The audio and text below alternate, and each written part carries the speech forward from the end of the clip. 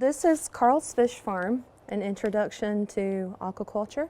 Michelle Edge wrote this book based on her family's business. Carl tells his story about his life here, and he talks about how he was born as an egg and then moved to a fry and a juvenile and an adult.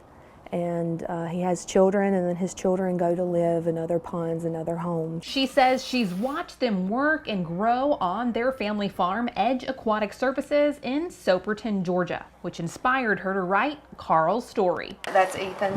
So let's go where the book begins. Our fish food is 42% protein. A lot of it's made with squid meal. Michelle's brother, Ethan Edge, owns Edge Pond Management and also works on his family's fish farm. So this holds 100 pounds of fish food. They feed the fish 3 times a day. 8 in the morning, 1 o'clock in the evening, and 6 o'clock at night. He takes pride in what he does and says aquaculture is a part of land management. It's managing what you have. It's a food source for you, and it teaches you how life really works. You know, when you're managing a pond, it's predator to prey. It's just like it does with the deer, the turkeys, you know, all of it going back, but you're putting a whole entire world in one little spot. It's not spread out over many, many acres. Aquaculture is not just eating fish or, you know, raising fish. It is also the water quality management. There's certain blooms, there's certain algae in ponds. I mean, if your cattle drink them, it'll kill them. And knowing the life of water, in essence, is going to make our life better. He uses what he learned in college and some on-the-job training when he's taking care of the fish. My job involves a lot of science and math. We use microscopes a lot. He says he also uses chemistry to check the water quality, and math comes in handy every day.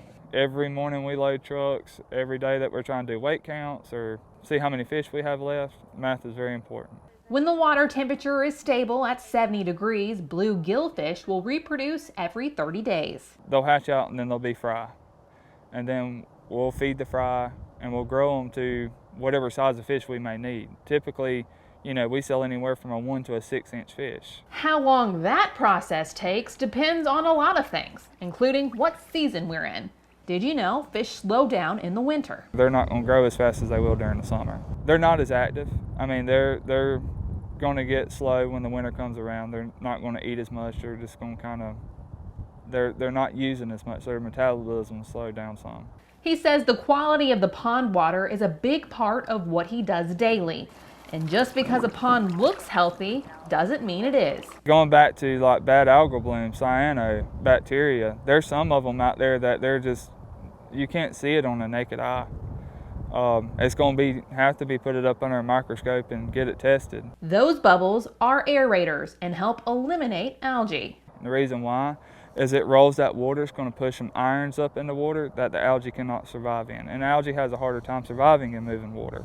The Edge family knows what they're doing here on their farm, but they say there's room for more. I want to challenge kids to think outside the box. You have options when it comes to aquaculture and agriculture. There's room for everyone in aquaculture and agriculture.